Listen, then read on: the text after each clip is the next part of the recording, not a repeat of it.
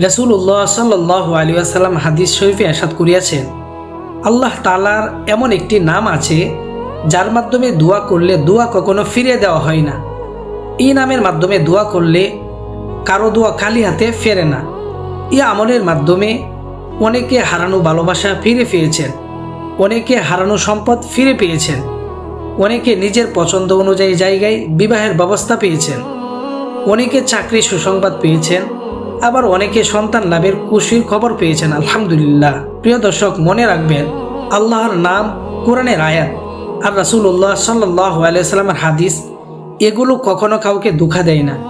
এখন মনোযোগ দিয়ে শুনুন, আমি আমলটির নিয়ম বলছি। প্রতিদিন আসরে নামাজের পর অন্তত 7 দিন পাকসাফ হয়ে পবিত্র অবস্থায় বসবেন।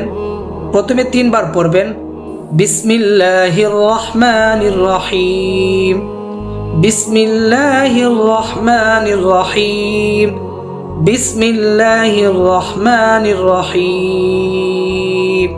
এরপর পড়বেন আল্লাহুম্মা ইন্নী আসআলুকা বিসমিকাল আযম, আল্লাহুম্মা ইন্নী আসআলুকা বিসমিকাল আযম, আল্লাহুম্মা ইন্নী আসআলুকা বিসমিকাল আযম।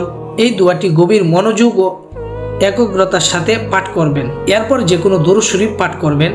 দুরূদে ইব্রাহিম হতে পারে অথবা ছোট কোনো দুরূদ যেটা আপনার মুখস্থ আছে।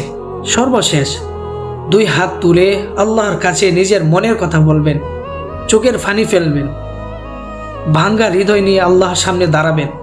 সেটা হোক হারানো ভালোবাসা, বিবাহের দুশ্চিন্তা, সন্তান চাওয়া, চাকরির আশা, অথবা যে কোনো হালাল প্রয়োজন, সব কিছু আল্লাহর কাছে খুলে বলবেন। এই দুয়ার অর্থই হলো, হে আল্লাহ, আমি আপনার সে মহামান্বিত নামের মাধ্যমে আপনার কাছে প্রার্থনা করছি, আপনি আমার দোয়া কবুল করুন। আলহামদুলিল্লাহ। প্রিয় দর্শক, আমি নিজেই আমলটি করে আল্লাহর পক্ষ থেকে এমন সুসংবাদ পেয়েছি যার জন্য আমি দীর্ঘদিন ধরে কান্না করেছি। এই জন্য আমি দায়িত্ব মনে করে এই ভিডিওটি শেয়ার করেছি, যাতে আপনার জীবনেও আল্লাহর রহমত নেমে আসে।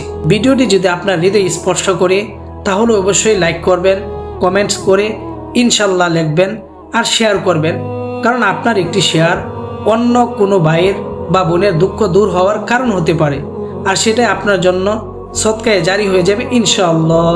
সবাই ভালো থাকবেন, সুস্থ থাকবেন এবং আপনাদের প্রিয় চ্যানেল মুমিনের সাথী চ্যানেলের সাথেই থাকবেন ইনশাআল্লাহ।